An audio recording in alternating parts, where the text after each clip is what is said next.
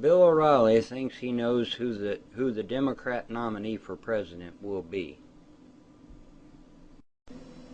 I've got a message for all the scumbags, losers, killers, and haters of this world. Evil must be punished.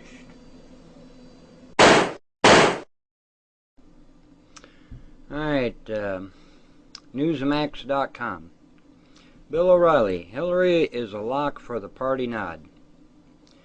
Hillary Clinton's political machine is so powerful that only a demonstrable scandal, quote unquote, can keep her from winning the Democrat presidential nomination, Fox News host Bill O'Reilly tells Newsmax in an exclusive interview. The machine is just too powerful, O'Reilly tells Newsmax. She may lose New Hampshire and Iowa, but it doesn't matter. On Super Tuesday, she's got the dough, he says. The Democratic stalwarts are going to come out in her favor. Senator Clinton has been roundly criticized for waffling in recent debates on issues such as New York Governor Eliot Spitzer's now-defunct proposal to give driver's licenses to illegal aliens. As a result, some pundits see her as politically vulnerable. O'Reilly disagrees. She's going to pretty much walk in there, I believe, unless there's a scandal, he says.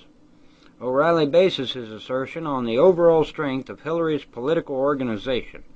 The machine that she has built is so strong, the vote turnout, the donations to her campaign, the precinct chiefs everywhere. I mean, these other guys ain't going to compete with that. They just can't. Even if the far left doesn't really like her that much, they're going to say, well, it's better than a Republican, so we'll support her, he says.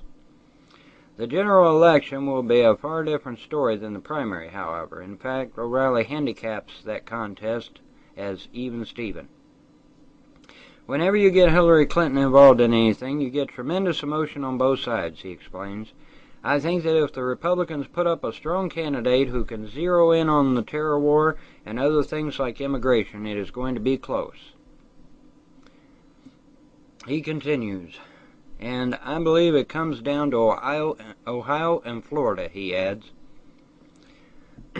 So, Bill O'Reilly is basically saying that Hillary has a lock. And now, if you'll recall, I think I alluded in some of my previous videos that the media, be it Fox News, CNN, MSNBC, doesn't matter. They've been telling us for months and months and months now that the two people is going to be Rudy Giuliani and Hillary Clinton. They have been alluding to this all along, and now Mr. O'Reilly seems to confirm that. The problem with Rudy Giuliani and Hillary Clinton is that the conservatives don't have a candidate because Rudy Giuliani is not a conservative. He might be a Republican, but he's not a conservative. And Hillary Clinton is very, very dangerously close to being a full-blown Marxist. So you really have, if you're a conservative and you want to vote, you have nobody to vote for, literally. So and unfortunately, as I've stated previously, most, if not all of, the contending Republican presidential candidates are members of the CFR or the Trilateral Commission or have ties to secret groups such as Skull and Bones, Bilderberger, or what have you. So even if somehow you could get a strong conservative to run against her, he would probably be tied in with big government, big business, or some of these other less than nice groups, shall we say, nice being towards America, and more in keeping with a globalist type agenda, and so you basically would get more of the same, which is basically George Bush. So, you know, a true conservative would not win in any case. The only ones that actually, in my mind, appear to be true conservatives at this point would be Duncan Hunter.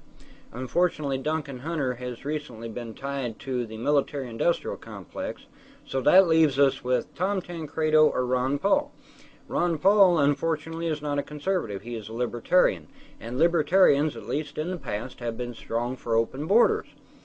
So that kind of bumps Ron Paul out. So the only one left is Tom Tancredo, and unfortunately, Tom Tancredo probably will not be able to get a high enough percentage to win the primary. Ergo, the Republicans are screwed in 208.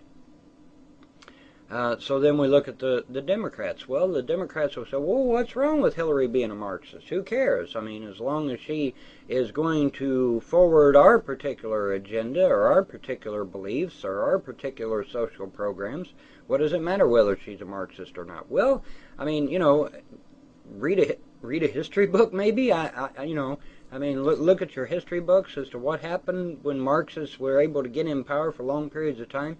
Furthermore, you have this little thing called a two-term limit, and I might point out that Bill and Hillary have already been in the White House for 2 terms, and now they're going to be in the White House a 3rd term, which is patently illegal. Look it up if you don't believe me. And just because she's running and Bill is not doesn't change the fact that it's the same 2 people. So yeah, there's that 2-term limit thing that kind of flies in the face of Hillary being the next president. So the Democrats really don't have a winner because Marxists tend to want to seize power and hold on to it, and irregardless of what social programs rise or fall. So the Democrats, I don't think, if Hillary and Bill get in for a 3rd term, I think their true colors, or should I say scales, will show, and the Democrats themselves will have very raised eyebrows if they get in there. So the Democrats won't win. So we as Americans need to decide amongst ourselves, well, the Democrats won't have a winner, the Republicans won't have a winner, so what do? Well, in 2008, it is my contention that we send Washington, D.C. a very strong message. We vote out all the Republicans and Democrats, and we vote in qualified third parties. What third parties? Green Party, Natural Law Party, Reform Party, Constitution Party. Qualified third parties that, at least in the past, have shown to not be nutcases, okay? They've shown to be qualified third parties in the past. Obviously you wouldn't want the Communist Party in there, you wouldn't want the Nazi Party in there, or anything of that nature. Yeah, I mean, the Democrats ain't going to get a winner, and the Republicans ain't going to get a winner, so what we need to do, folks, is we need to start looking at the third parties and make a determination as to who we're going to put in there then, because the two-party system is a two-headed snake. And we need to kill it. We need to kill it. When the only reason that somebody wins the presidency is because they have more money than the other person, somehow I don't think that's in keeping with what the Founding Fathers originally intended for this country. Alrighty, and that's pretty much it, folks.